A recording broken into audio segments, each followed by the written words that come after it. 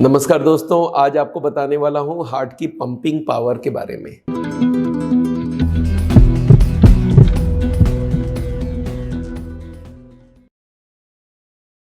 हर कोई को मालूम होना चाहिए हार्ट की पंपिंग पावर कितना होता है और हार्ट अटैक के बाद कम हो जाती है तो कितना कम होता है। ये सारी जानकारी आपके पास होनी चाहिए। नॉर्मली हार्ट की पंपिंग पावर को हम लोग बोलते हैं इजेक्शन फ्रैक्शन। इजेक्ट मतलब बाहर फेंकना, फ्रैक्शन मतलब परसेंटेज। हार्ट जब पंप करती है तो इसमें मान लेते हैं 100 ब्लड है और ये जब पंप करने के बाद 40 रह जाती है तो इसका मतलब 60 को उसने बाहर फेंका। तो इजेक्शन फ्रैक्शन नॉर्मल आदमी का 60 होता है। अगर हम 5% आगे पीछे ले लें तो 55 से 65% तक हम लोग नॉर्मल इजेक्शन फ्रैक्शन मानते हैं, क्योंकि अगर हार्ट पूरा कॉन्ट्रैक्ट कर जाए ना तो अंदर जो वेल्व वगैरह है वो खराब हो जाएंगे। तो इसलिए हार्ट को पूरा कॉन्ट्रैक्ट नहीं किया जाता है, हार्ट इतना ही करता है, 60% नॉर्मल पंपिंग करता है। अब मान लेते हैं हार्ट अटैक हुई और हार्ट की पंपिंग पावर कम हो गई। हाँ, एक बात आपको बता दूं, हार्ट की 2 तरह की पंपिंग पावर होती है। एक तो लेफ्ट में होता है, एक राइट का होता है। लेफ्ट जो हार्ट होता है, लेफ्ट वेंट्रिकल बोलते हैं, ये पूरे बॉडी को ब्लड कर देता है और जब वो पंप करता है तो उसको LVEF बोलते हैं, लेफ्ट वेंट्रिकल LVEF।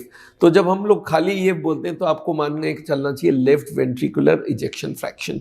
राइट वाली बहुत रेयरली डैमेज होती है, इसलिए राइट वाले की बात ज़्यादा नहीं की जाती है। अब ये जो लो इजेक्शन फ्रैक्शन है ये क्यों होती है और इसमें तकलीफ क्या क्या होती है? इसमें होती है सांस फूल जाती है, थकान हो जाती है, इरेगुलर हार्ट बीट हो जाती है, पेट में दर्द हो सकती है और पैरों में स्वेलिंग हो सकता है। और ये बहुत कॉमन सिम्टम्स है। अगर कोई को भी ऐसा हो रहा है तो आपको इकोकार्डियोग्राफी कराना पड़ेगा और इकोकार्डियोग्राफी से पता चलता है हमारी इजेक्शन फ्रैक्शन है कितनी। नॉर्मली 60 ऊपर नीचे 5% होती है। हाँ, कोई कोई की बढ़ी हुई भी होती है, 75-80 है तो हाई ब्लड प्रेशर में हो सकती है। और एक हाइपरट्रॉफिक कार्डियोमायोपैथी करके एक बीमारी होती है, उसमें होती है।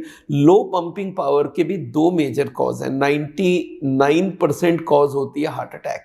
जब भी कोई माइनर हार्ट अटैक होता है तो पंपिंग पावर 60 की जगह 55 हो जाती है। मेजर हार्ट अटैक होती है तो 30-40 तक आ जाती है। मैसिव हार्ट अटैक होती है तो 20 तक भी आ जाती है।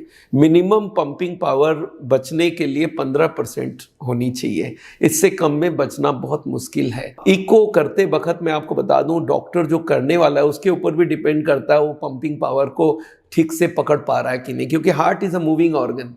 तो जब ये मूव करता रहता है तो डॉक्टर जो बैठा होता है उसका एक हाथ तो पेशेंट के छाती पे होता है, एक उसके कीबोर्ड में होता है, एक स्क्रीन में देख रहा होता है, कोई से बात भी कर रहा होता है। और हार्ट ऐसे स्पीड में चल रहा है, वो जब बटन दबाते वक्त उसको हाईएस्ट में और लोएस्ट में 2 बार दबाना होता है। तो दबाते वक्त वो थोड़ा मिस्टेक कर सकता है और इसकी वजह से क्या होता है, एक ही दिन में एक आदमी का 2-3 तरह का पंपिंग पावर मिल सकता है अगर अलग अलग डॉक्टर से करवाएं तो इसलिए इजेक्शन फ्रैक्शन में थोड़ा बहुत बदलाव होना पॉसिबल है। अच्छा, अगर लो इजेक्शन फ्रैक्शन हो तो करना क्या चाहिए? एक तो पानी कम पीना है, नमक कम खाना है और ये देखना है कि आपके पैरों में कोई स्वेलिंग तो नहीं आ रहा है। अपने आप को वजन करके भी आप अपना देख सकते हैं कि हमारे पानी जम तो नहीं रही बॉडी में। इसमें लंग्स में पानी जम जाती है और ये सबसे बड़ा प्रॉब्लम है। इसके लिए पानी का रिस्ट्रिक्शन दिया जाता है। कुछ ऐसी दवाइयाँ दिया जाता है जिनको बोलते हैं डायूरेटिक। डायूरेटिक मतलब खूब पेशाब होने वाली दवाइयाँ दी जाती है और कुछ ऐसा दवाई दिया जाता है जिनको हार्ट की पावर बढ़ाने के लिए मदद किया जाता है। पर आपको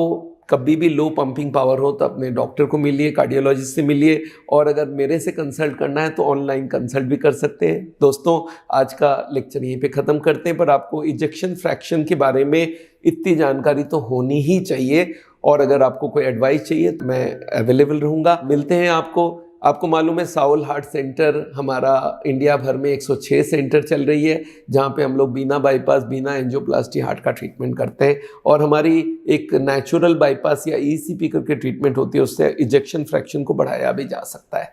तो आज के लिए यहीं पे, थैंक यू सो मच।